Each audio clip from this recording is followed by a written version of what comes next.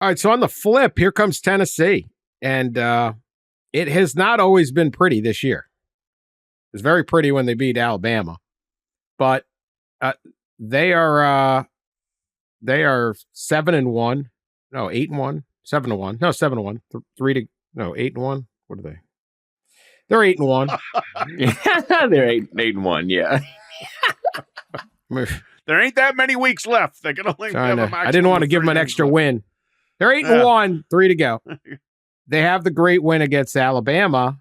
Everything else, NC State win didn't turn out quite what maybe you had hoped. Oklahoma was a rock fight. They aren't any good. Florida went to overtime. Kentucky was really close. They kind of needed an injury to Kentucky's quarterback.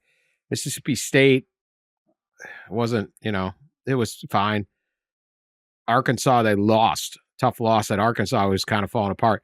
That said, they're 8-1. They won them all. So this is a check for Tennessee.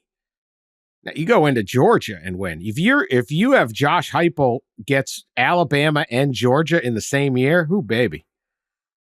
They're going to name a street after him up there. This defense is ferocious. The running game is good. The passing game's been up and down, but there's a lot there, and this is a huge opportunity for them.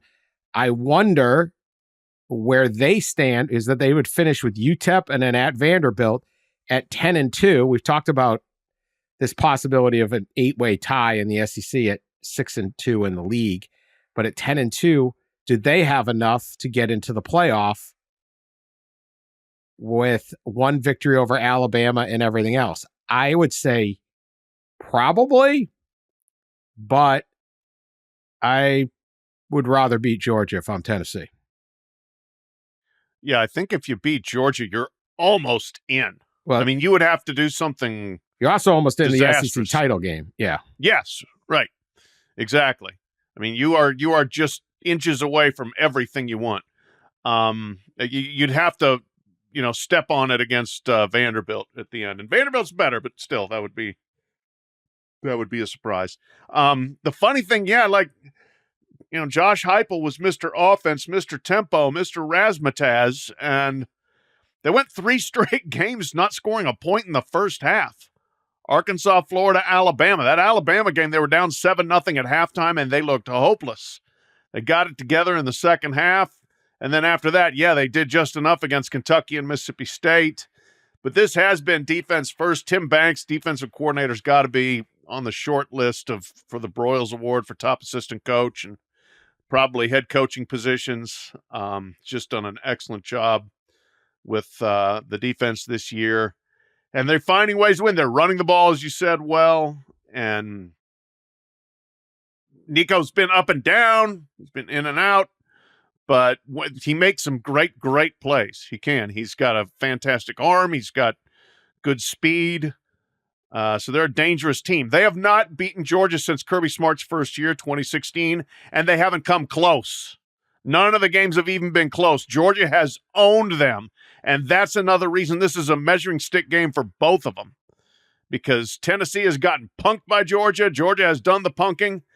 If Georgia steps back far enough to lose a third game and not beat Tennessee, and Tennessee rises up to win, ooh, baby. Yeah, it feels like if that does happen, it does. I know it's just one game, but that would obviously probably knock Georgia out, right, of the playoff. And for Georgia to not make a 12-team playoff, I think everybody would be pretty shocked about that. And it would feel like, again, it's just a single game, but it would feel like the dynasty type of mentality in perception of Georgia would be shifting toward Tennessee, given what they've done now in the last 3 years or so, if they would win this game.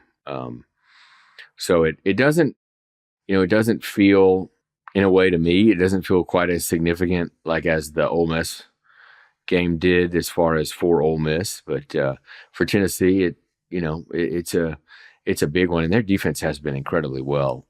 statistically, they're like outside of Texas and them are pretty much head to head. I mean, they're both the top in the SEC defensively, and they're averaging, allowing like 270 yards, 260 yards a game. Their defense has risen up when the offense has had struggles, and when you have a young quarterback like Nico, you're gonna have struggles, and I think the defense has risen up and been able to be a huge part of. No team this year that they played, no opponent has scored 20 points. That's pretty remarkable. Yeah, they're fierce. And I think Tennessee, maybe unlike Ole Miss, needed to prove it a little more. Tennessee feels like it's there. It's back to being good. Can it take that next step? Well, here's a chance to take that next step. Right? If you get through this, you get through Vandy, you're going back to Atlanta. Beating Georgia matters a great deal for Tennessee in recruiting. They were at their best when they're getting kids out of Atlanta and the north suburbs of Atlanta, which are only 2.5, 3 hours, 2.5, 2:15 to campus.